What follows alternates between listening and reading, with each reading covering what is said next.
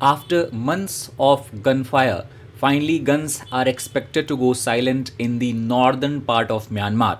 But behind this peace lies China's shadow. Is this a ceasefire that is going to last permanently, or is just calm before the storm? And why various different groups are fighting continuously in Myanmar with each other for past several years? And why we are referring to several groups as rebels of Myanmar?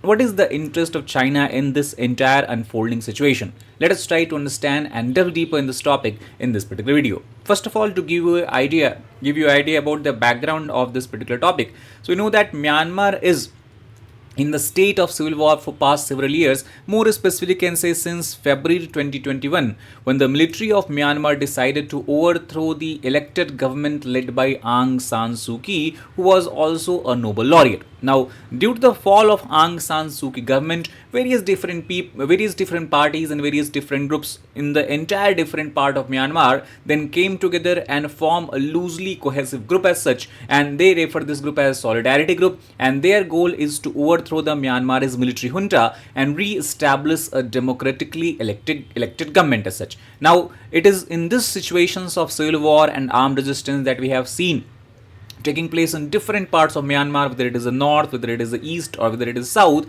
We also are seeing a ethnic conflict being reignited, because Myanmar is a heterogeneous country having different ethnic groups, and each of these ethnic groups in most of cases have created their own militia of themselves, and all of these groups are fighting with the Myanmar's military as such. Now, what we are talking about in today's video is related to another such group. This group is called as Tang National Liberation Army. Tang basically refers to a military group or militia belonging to the Palaung ethnic complex, we can say, whose base is in the northern state of Myanmar. This state is referred as Shan. Also, this entire group is itself an alliance of three different brotherhood. These are MNDAA, then you have the Arakan army, and obviously you have the Tang group as well. Now, the goal of this group is very clear. They want to create an autonomous province in the entire we can call as in the Myanmar's territory, and they are focused upon self-rule. They do not want to be ruled and controlled by Myanmar's military junta, because they consider Myanmar's military rule that we see today in Myanmar as illegal and illegitimate rule as such.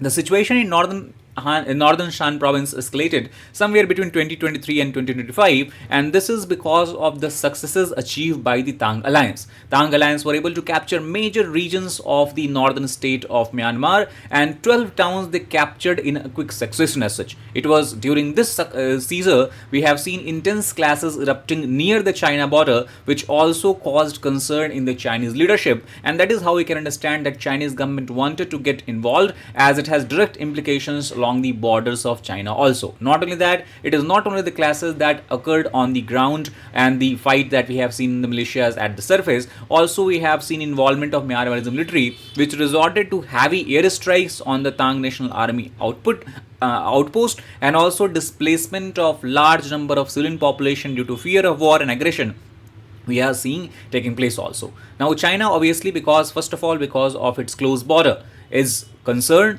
and also it has a huge role to play in the internal Myanmar's politics, because China in the recent year has emerged as one of the staunchest ally and supporter of Myanmar's military junta, and the reason behind it is simple, because China is much more easily able to control Myanmar's military ruler as compared to the democratically elected ruler as such. And China also had an interest in the economic infrastructure corridor that they want to develop through Myanmar to access Bay of Bengal region. Now, the talk took place somewhere in the Kunming, which is about 400 kilometers far from the border areas of Myanmar, and the overall objective was to ensure stability along the border. Now, also at the same time, China also want to protect its interest, and that is largely in the context of trade routes as such. Now, support from Myanmar's military government is something that I already have discussed. China is continuously seen to be providing, and it has emerged as a key power broker in this area. Now, what exactly is the ceasefire agreement? Before coming to understand this, I would want to bring your attention to the fact that at Legacy IAS Academy, we are going to soon commence batches for the UPSC Civil Services aspirant.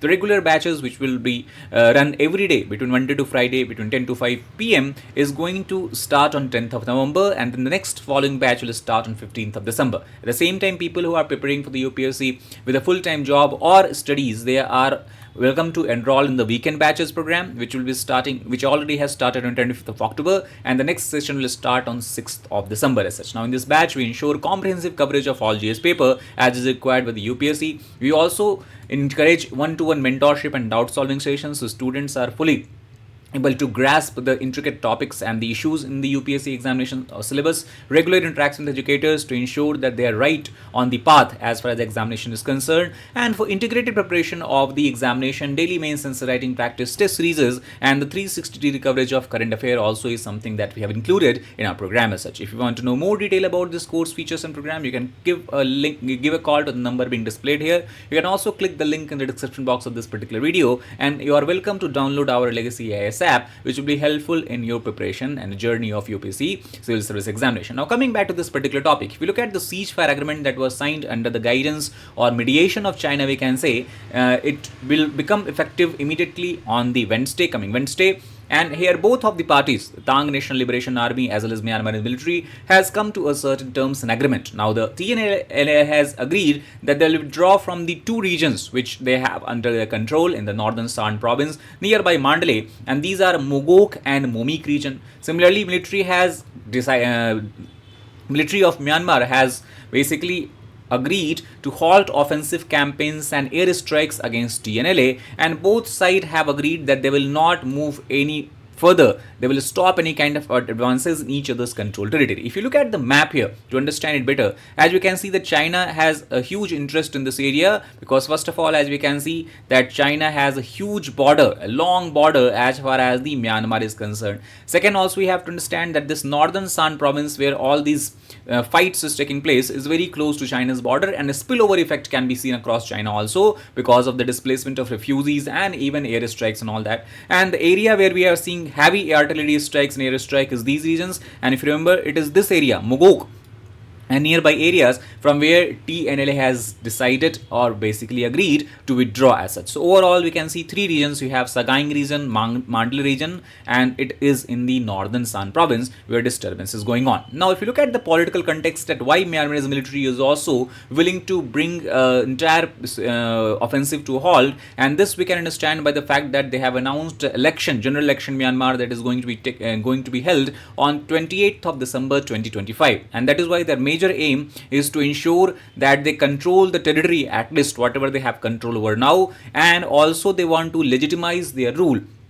Opposition, however, you can see interestingly is excluded. They are not allowed to fight in elections. So basically it is nothing but what critics call as a sham election, because you have only one party. These are the Solidarity Party that is basically represented by the Myanmar's military junta and their supporters as such. Rebel hold zones you talk about, it has you have in different parts of Myanmar. For example, you talk about this part of Myanmar here along the coastal areas. You have the Arakan army, you have the Arakan Rohingya Salvation Army, and different groups are there. So they have control over large swath of this coastal territory also, and plus we can see different groups have control over different areas. So in those zones we will see most probably boycott of polls as such. Now, if you look at the implications of this ceasefire agreement more specifically, in short term, obviously it will lead to reduction in the clashes that has intensified in the past few months. Relief for civilians obviously seems to be in sight, as they will not be displaced anymore. They will not have to live all the time in the fear of being attacked.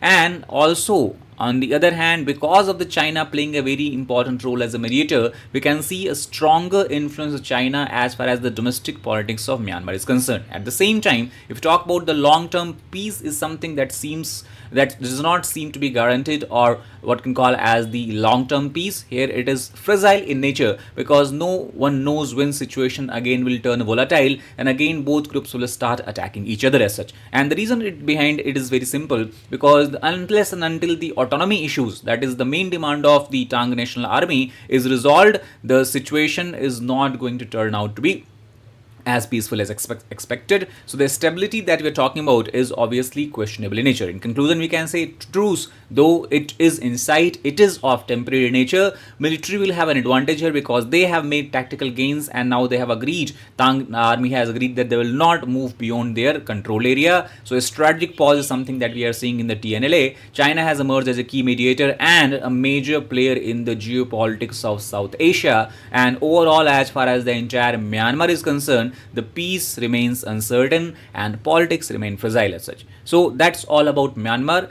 Do post your thoughts about this entire situation in the comment box. If you like the video, please hit the like button, share it with fellow aspirants, as well as subscribe to the channel for more such content. Thank you very much.